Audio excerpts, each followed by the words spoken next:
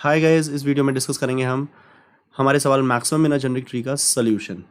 तो हमें क्वेश्चन ये मिला है कि आपके सामने एक ट्री है, आपको उसके अंदर सबसे बड़ा नोड ढूंढना है और उसका आंसर बताना है। तो पहले हम हाई लेवल सोच रखेंगे।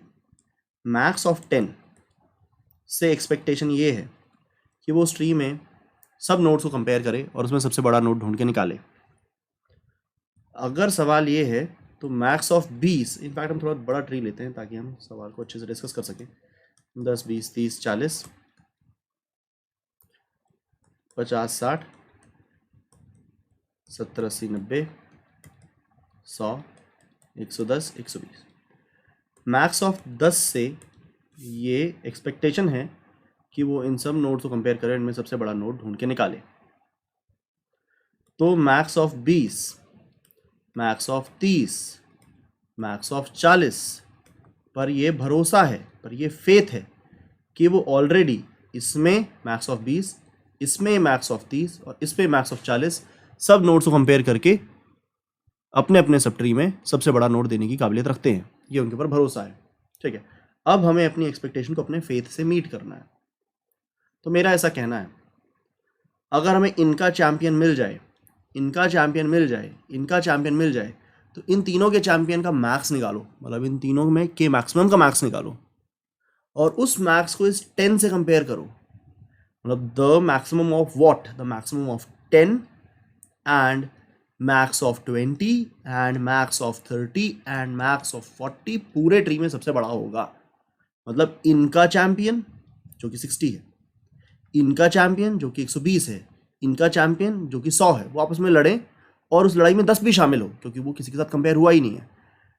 इन सब में 60 के रहते 20 और 50 को कंपेयर होने की जरूरत नहीं है, क्योंकि वो तो उनसे तो 60 ही बड़ा है। इन सब में 120 के अलावा और कोई लड़ने लायक नहीं है, क्योंकि वो कोई भी 120 से छोटा बड़ा नहीं है। यहाँ पर 100 ही इनका रिप्रेजेंटेटिव है, क्योंकि वही सबसे बड़ा है। तो इस आखिरी लड़ाई में इनका चैंपियन, इनका चैंपियन, इनका चैंपियन और 10 भागीदार होंगे। यहाँ से यही भागीदार इसलिए होंगे क्योंकि वही भागीदार होने लायक हैं, क्योंकि बाकी तो इनसे छोटे ही हैं। और 10 इसलिए भागीदार है क्योंकि 10 अभी तक किसी से कंपेयर हुआ ही नहीं है। ये 4 लोगों में जो मैक्सिमम होगा वो ओवरऑल मैक्सिमम होगा। तो इस हाई लेवल थॉट के साथ मैं ये कोड आपको लिखकर दिखाता हूं, फिर हम इसको लो लेवल एनालाइज करेंगे। तो मैंने बोला मैक्स। अब जैसे सम की आइडेंटिटी, आइडेंटिटी समझना बहुत ज़रूरी है। आइडेंटिटी का बेटा मतलब ये होता है, आइडेंटिटी का मतलब ये होता है वो वैल्यू जो ऑपरेशन में वैल्यू को चेंज ना करे। जैसे कि x प्लस 0x होता है, तो प्लस की आइडेंटिटी 0 है। x इंटू 1 x होता है, तो प्रोडक्ट की आइडेंटिटी 1 है। इसी तरह से मैक्स की आइडेंटिटी माइनस इन्फिनिटी होती है। माइनस इन्फिनिटी के साथ किसी का भी मैक्स निकाल लो, वही नंबर वापस आ जाएगा। ठीक है, तो हम मैक्स निकाल रहे हैं, तो मैंने आइडेंटिटी से खुद को इनिशियलाइज किया। For node child in node dot children. ठीक है, मैंने यहां पर चाइल्ड का मैक्स मंगाया, मैक्स ऑफ चाइल्ड। तो उस चाइल्ड का मैक्स आ गया। मैंने फाइट कराई इस चाइल्ड के मैक्स की, जो मैं अपने पास एक ओवरऑल मैक्स लेकर चल रहा हूँ उसके साथ, मैथ डॉट मैक्स ऑफ, कि अगर ये चाइल्ड मैक्स मेरे मैक्स से बड़ा हो तो मेरे मैक्स को अपडेट कर दे। ठीक है, और बाहर निकलकर इस तरह सारे चाइल्डों का ओवरऑल जब ये लूप चल चुका होगा तो सारे चिल्ड्रन के मैक्सों की आपस में फाइट हो चुकी है और उनका ओवरऑल मैक्स मैक्स में आ चुका है। देखिए मैं क्या कह रहा हूँ, दोबारा में से हाई लेवल बात सोचिए, रिकर्शन नहीं सोचिएगा। अगर ये चाइल्ड मैक्स मेरे अभी तक के मैक्स से बड़ा है तो मैं max equal to child max लिख दूँ। तो 20 का मैक्स आया, वो कंपेयर हुआ, इसको बदलने की कोशिश करेगा, फिर नेक्स्ट वाले का मैक्स आएगा, फिर थर्ड वाले चाइल्ड का मैक्स आएगा। तो ओवरऑल जिसका मैक्स सबसे बड़ा होगा वो इसमें पड़ा होगा। लेकिन अभी ये किसके साथ नहीं लड़े हैं, अभी ये नोड डॉट डेटा के साथ नहीं लड़े हैं। ठीक है, तो मैं पहले ऐसा कोड लिख देता हूँ ताकि वो थोड़ा कम्पैक्ट है। ये वाली बात और इफ़ वाली बात एक ही बात है।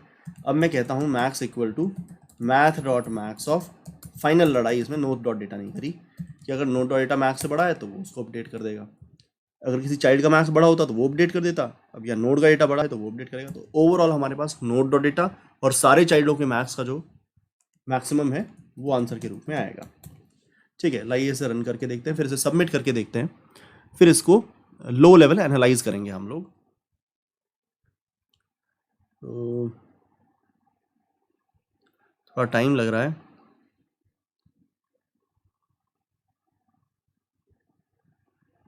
शायद मिन वैल्यू के अंदर ये कैपिटल होता है।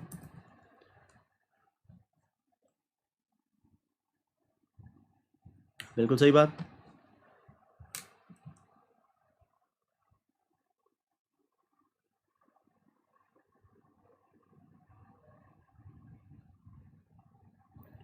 तो हम इस कोड को एनालाइज करने के लिए लेकर चलते हैं। सबमिट होता रहेगा। हाँ जी, सबमिट ये एक्सेप्ट हो रहा है। तो मैं इस कोड को यहाँ ले आया। थोड़ा डार्क लग रहा है। ये मैंने कोड कट किया और अपने एनालिसिस के लिए ये कोड हम साइड में रखेंगे। इस बार हम थोड़ा डीप एनालिसिस करना चाहते हैं। ट्री भी बड़ा लेंगे और यूलर के साथ साथ स्टैक भी चलाएंगे।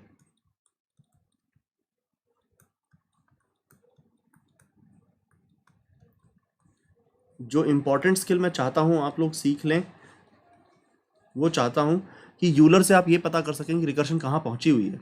ठीक है, तो जी 10 से शुरुआत हुई, 10 के लिए मैक्स माइनस इन्फिनिटी पे इनिशियलाइज हो गया।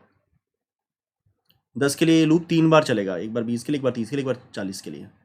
तो 20 के लिए कोड अंदर घुसा, यहाँ 20 के लिए घुसा, तो मैं ना डॉट लगा देता हूँ यहाँ पर कि ये 20 के लिए चल गया है। जैसे ही 20 के लिए चला, कोड यहाँ पहुँच गया। तो 10 पे डॉट का मतलब है कि एक बार चल गया है, कि लूप कितनी बार चला है वो डॉट से रिप्रेजेंट होगा। डॉट लगाया 20 के लिए, हम अंदर पहुँच गए। 20 से आंसर नहीं आया अभी। अब 20 पर पहुँचे ही पहुँचे।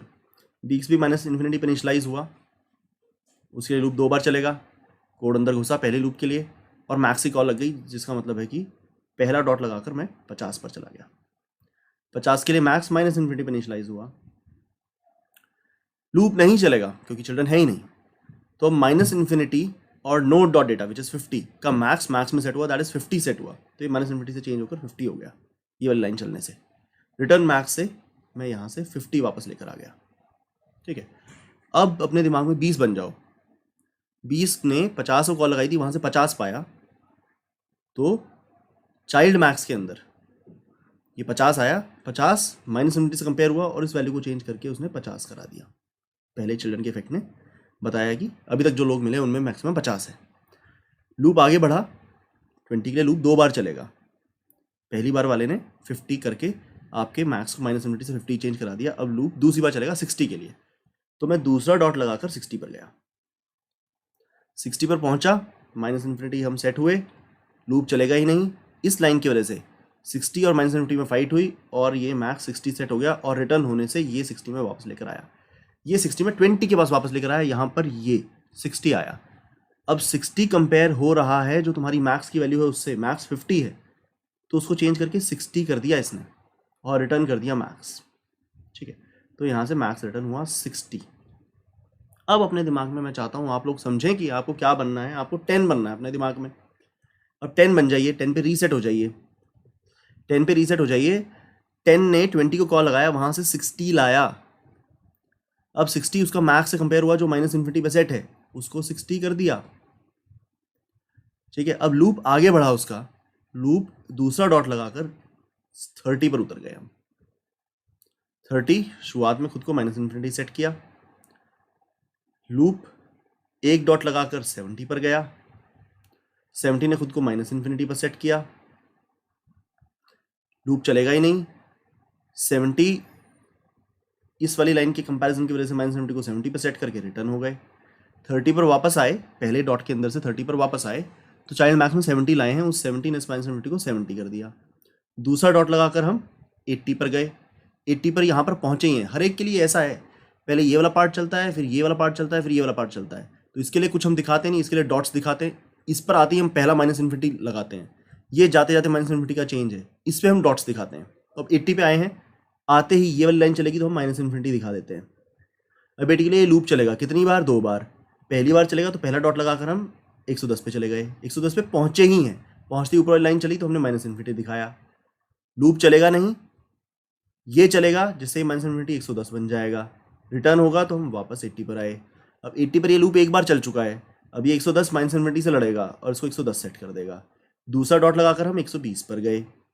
120 शुरुआत में माइनस इन्फिनिटी सेट हुआ, यहाँ पर लूप चला नहीं, ये कंपैरिजन की वजह से, नोट डॉट डेटा की कंपैरिजन की वजह से ये 120 हो गया। रिटर्न हुआ तो हम 80 पर वापस आए।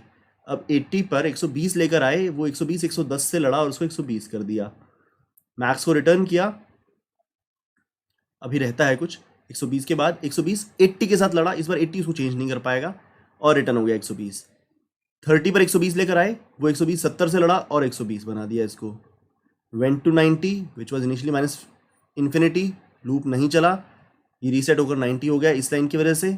रिटर्न लेकर आए, अब 30 पर 90 लेकर आए हैं, 90 120 को नहीं हरा पाया, ठीक है, थर्ड डॉट की वजह से हम 90 लाए हैं, उसको नहीं हरा पाया।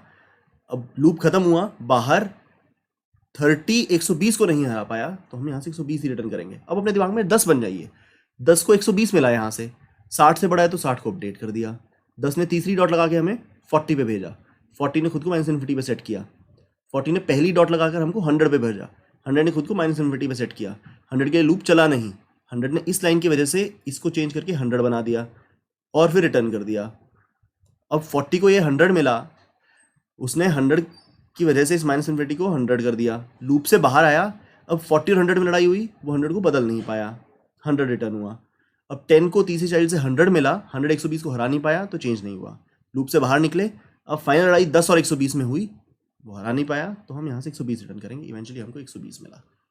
तो ये जो मैं कर रहा हूँ ना, ये लो लेवल एनालिसिस, ये एक सवाल और मैं करूँगा, उम्मीद करता हूँ तब तक आप समझ जाएंगे। ये समझना बहुत ही ज़्यादा ज़रूरी है, क्योंकि अगर आप ये नहीं समझेंगे तो कुछ कसर है। ठीक है, मिलते हैं अगले सवाल में। Thank you very much.